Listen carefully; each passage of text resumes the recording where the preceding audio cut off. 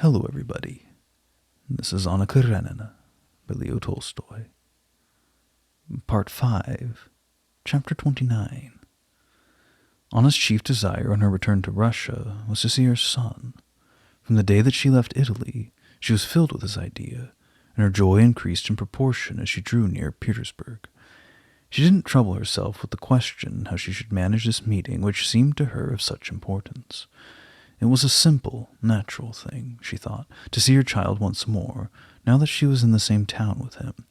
But since her arrival, she suddenly realized her present relation towards society, and found that the interview was not easy to obtain.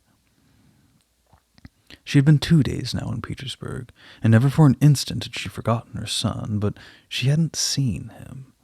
To go straight to her husband's house and risk coming face to face with her husband seemed to be impossible. They might even refuse to admit her. To write to Alexey Alexandrovitch and ask permission of him seemed to her painful even to think of. She could be calm only when she didn't think of her husband, and yet she couldn't feel contented to see her son at a distance. She had too many kisses, too many caresses to give him. Serozha's old nurse might have been an assistance to her, but she no longer lived with Alexey Alexandrovitch.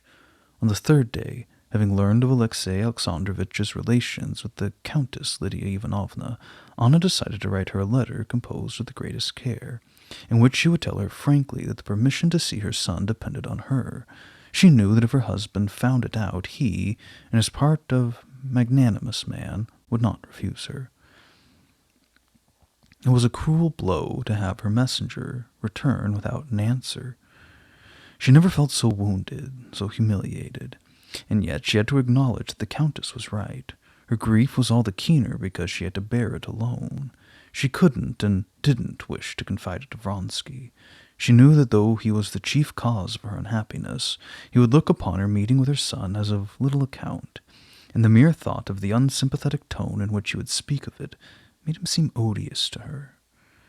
The fear that she might come to hate him was the worst of all. Therefore, she made up her mind to hide from him her action in regard to the child.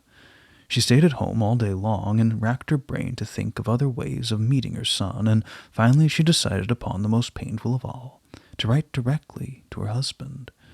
Just as she was beginning the letter, Lydia Ivanovna's reply was brought. She accepted it with silent resignation, but the unfriendliness, the sarcasm that she read between the lines pierced deep to her soul. What cruelty, what hypocrisy, she said to herself. They want to insult me and torment the child. I'll not let them do so. She's worse than I am.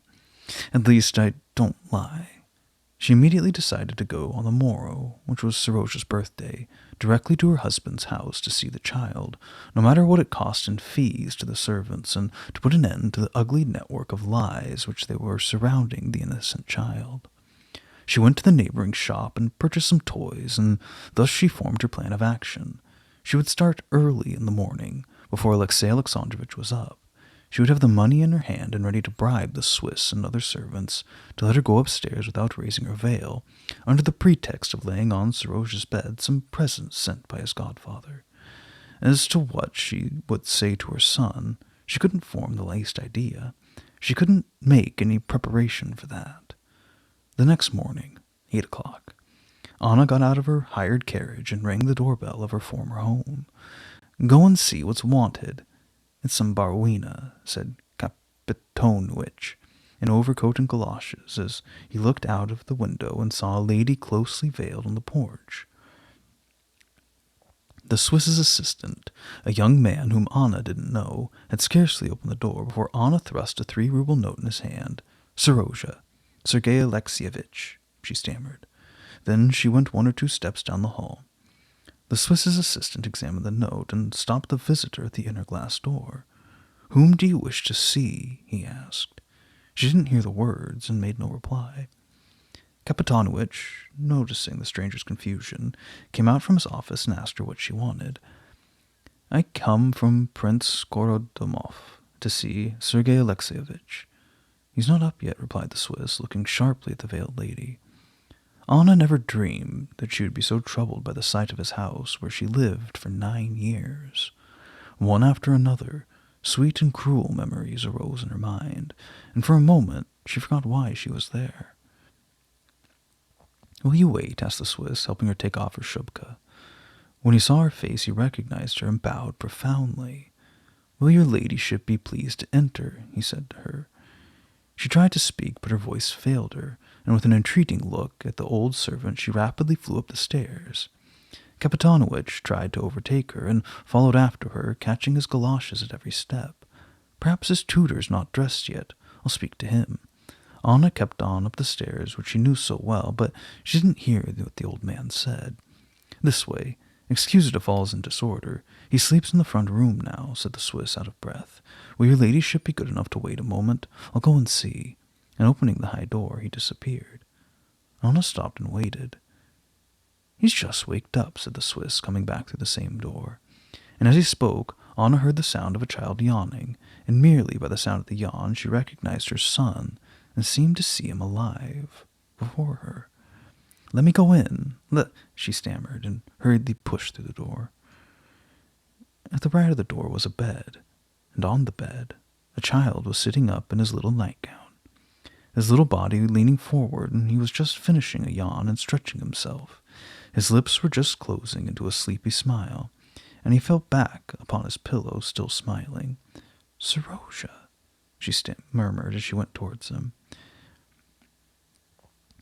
Every time since their separation that she felt an access of love for her absent son, Anna looked upon him as still a child of 4, the age when he had been most charming. Now he no longer bore any resemblance to him whom she had left, but he had grown tall and thin. How long his face seemed, how short his hair, what long arms, how he changed. But it was still the same, the shape of his head, his lips, his slender neck, broad shoulders. "Serozha," she whispered in the child's ear. He raised himself on his elbow, turning his frowsy head around, and trying to put things together, opened wide his eyes. For several seconds he looked with an inquiring face at his mother, who stood motionless before him. Then he suddenly smiled with joy, and with his eyes still half closed in sleep, he threw himself, not back upon his pillow, but into his mother's arms. "Serozha, my dear little boy," she stammered, choking with tears, and throwing her arms around his plump body. "Mamma," he whispered, cuddling into his mother's arms, so as to feel the encircling pressure. Smiling sleepily, he took his hand from the head of the bed and put it on his mother's shoulder and climbed into her lap, having that warm breath of sleep peculiar to children, and pressed his face into his mother's neck and shoulders. "I knew," he said, opening his eyes. "Today is my birthday. I knew that you would come. I'm going to get up now." And as he spoke, he fell asleep again. Anna devoured him with her eyes. She saw how he had changed during her absence. She would scarcely have known his long legs coming below his nightgown, his hollow cheeks, his short hair curled in the neck where she so often kissed it. She pressed him to her heart, and the tears prevented her from speaking. "What are you crying for, Mamma?" he asked, now entirely awake. "What makes you cry?" he repeated, ready to weep himself. "I? I'll not cry any more. It's for joy. It's all over now," said she, drying her tears, turning around. "Now go get dressed," she added, after she had grown a little calmer, but still holding Serozha's hand. She sat down near the bed on a chair which held the child's clothing. "How do you dress without me? How—" She wanted to speak simply and gaily, but she couldn't, and again she turned her head away. "I don't wash in cold water any more. Papa's forbidden it, but have you not seen Vasily Lukitch? Here he comes. But you're sitting on my things." And Serozha laughed heartily. She looked at him and smiled. "Mamma, Dushenka Golubchika," he cried again, throwing himself into her arms, as though he now better understood what had happened to him, and he saw her smile. "Take it off," said he, pulling at her hat, and seeing her head bare, he began to kiss her again. "What do you think of me? Do you believe that I was dead?" "Oh, I never believed it." "You believe me alive, my precious." "Oh, I knew it, he replied, repeating his favorite phrase, and seizing the hand which was smoothing his hair, he pressed the palm of it to his little mouth, and began to kiss it.